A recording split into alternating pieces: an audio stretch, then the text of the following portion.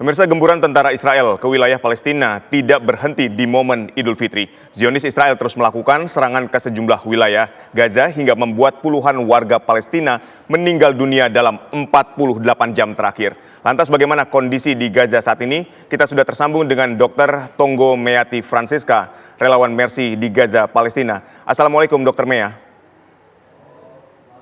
Waalaikumsalam warahmatullahi wabarakatuh. Selamat siang waktu Gaza, Mas Aditya. Baik, Dr. Mea, sebelumnya kami ingin mengucapkan mohon maaf lahir dan batin dan tentunya suasana duka, kita turut berduka atas lebaran yang terjadi di Gaza saat ini.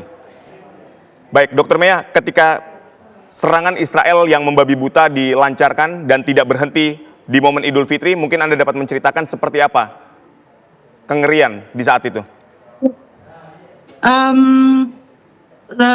Jadi mau saya sampaikan juga bahwa posisi kami ini sekarang berada di utara, tapi kami juga mengetahui peristiwa bahwa begitu banyaknya bom yang saat Lebaran hari pertama, hari kedua itu di selatan, di saudara-saudara kita yang berada di selatan, apalagi sudah mulai keluar begitu zona merah yang sangat besar sehingga membuat masyarakat Rafah harus evakuasi dari tanahnya sendiri. Jadi kami bertanya juga kepada staf-staf lokal atau orang-orang yang ada di Gaza Utara ini bagaimana keluarga-keluarga mereka yang ada di selatan. Jadi katanya yang pasti mereka sudah dalam taraf ikhlas. Jadi kalau memang harus keluar dari Rafah tidak apa-apa. Yang penting asal sebentar saja bom itu sebentar dulu karena mereka mau bertemu dulu. Oh iya. Jadi ada tradisi dari masyarakat ini bahwa mereka harus bertemu dengan orang tua. Jadi Lebaran harus wajib bertemu dengan ibunya terutama. Jadi saat ini mereka tidak bisa melakukan itu rata-rata. Jadi itu yang membuat mereka justru yang sedih itu adalah karena tidak bisa melakukan silaturahmi dengan dengan ibunya. Baik. Itu sih sebenarnya yang paling mereka sedihkan. Baik. Itu. Tapi saat serangan Israel ini terjadi di momen Idul Fitri ini, apakah ada peringatan yang diberikan atau disampaikan oleh militer Israel?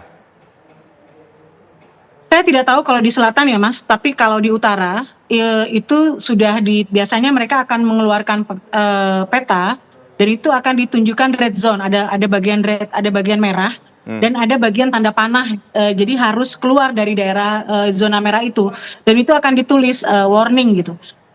Jadi itu sih kalau saya taunya itu karena dari WHO ya, karena kami sendiri kami berangkat dari WHO yang mempunyai arahan buat kami apabila itu memang harus evakuasi ya kita harus evakuasi dari WHO.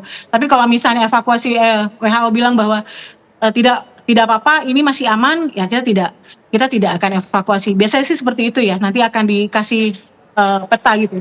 Baik, di hari pertama kedua Lebaran ini kan konsentrasi serangan ini ada di Gaza Selatan. Kemudian di hari ketiga, Dr. Meati tadi menyampaikan ini bergeser ke wilayah utara, Dok. Sebenarnya saya tidak, tepatnya bukan bergeser ya. Saya tidak tahu kondisi selatan pada saat ini, pada waktu ini. Tapi yang pasti untuk saat ini di utara, entah kenapa kemarin sebenarnya sudah mulai agak sedikit, walaupun tetap ada bom dan ada tembakan kemarin. Tapi entah kenapa pada saat ini dari menjelang subuh itu kok sedikit lebih banyak lagi, agak lebih banyak lagi ya. Lebih intens ya serangannya. Bom di mana-mana. Iya, bom terus kemudian tembakan juga lebih kuat dan lebih sering gitu. Jadi makanya jadi saya juga bilang sama teman-teman khususnya teman-teman tim yang dari Indonesia ya, kita tetap berjaga-jaga aja. Misalnya WHO bilang evakuasi ya sudah, kita harus evakuasi biar bagaimanapun juga gitu. Jadi ini dari tadi nih Mas, bom tuh nggak selesai nih dari tadi. Artinya dari tempat Anda berdialog bersama saya ini Anda dapat mendengar dengan jelas ya suara dentuman dari bom di sana ya? Iya, tadi sebelum kita live kita sempat ngobrol itu udah ada berapa kali bom besar ya. Dan kita Mercy ini kan sekarang lagi ada pembangunan, program pembangunan kembali rumah sakit yang harusnya kita mulai nih harusnya. Ini mau nggak mau kita hold dulu karena ya itu tadi membahayakan kita juga gitu. Jadi kita mau mengerjakan yang aman-aman aja dulu. Baik, Anda mengatakan di wilayah Gaza Utara ini kan di tempat Anda mengabarkan hari ini dari malam sampai pagi hari, bahkan sampai sore hari ini itu terus terdengar suara bom. Bagaimana dengan korban luka yang ada di sana? Saat ini tidak ya. Kalau pagi ini sampai hari ini sih saya tadi sempat ke emergency room, ternyata dan UGD tidak ada tidak ada korban, dan saya merasa bahwa ini juga termasuk saya sebenarnya nggak mau berasumsi ya. Ya. Tapi setidaknya walaupun tidak ada korban, pasti juga membuat masyarakat agak sedikit khawatir ya. Jadi kadang-kadang memang bom itu letaknya di rumah-rumah kosong gitu. Jadi kayak tadi nih, ini kan ada anak-anak kecil tadi nih sama saya. Mereka saat bunyi bom itu mereka langsung tiba-tiba kadang masuk ke meja kerja saya di bawah nih, terus tapi habis itu udah selesai mereka main lagi, walaupun mereka bilang gitu bom gitu. Jadi memang itu juga yang membuat psikis pasti saya yakin psikis juga agak sedikit terusik lah ya masyarakat Gaza ini. Baik. Lalu tadi juga Anda kan sempat menceritakan ya, Dok, bahwa ketika ada serangan kemudian ada peringatan yang diberikan dalam bentuk selebaran. Selebaran ini dibagikan dalam bentuk nyata atau dibagikan dalam bentuk digital sehingga orang tahu bahwa titik tertentu itu menjadi titik serangan? Iya, digital ya Mas. Kalau dulu waktu awal-awal setelah gencatan senjata di stop, itu ada selebaran, memang ada selebaran, itu juga pasti sudah beredar lah di media sosial, sudah pasti, dan itu ada selebaran untuk evakuasi, tapi ke sini itu melalui media sosial. Baik, lalu bagaimana dengan operasional Rumah Sakit Indonesia di Gaza saat ini? Apa yang menjadi kendala, Dok? Kalau saya melihat, kalau untuk di Rumah Sakit Indonesia, karena kami tim medisnya juga di Rumah Sakit Indonesia ya, untuk sampai saat ini memang masih bisa teratasi, tapi saya yakin sudah mulai nih kayak semacam antibiotik atau pokoknya obat-obatan medis sepertinya sudah mulai sangat menipis, karena kan waktu ceasefire pun bantuan kemanusiaan kan masih di stop, apalagi sekarang gitu. Jadi sepertinya memang butuh sekali tekanan-tekanan dari dunia luar untuk segera membuka bantuan kemanusiaan, karena baik bantuan medis, kemudian material-material untuk pembangunan kembali, dan juga makanan yang paling utama.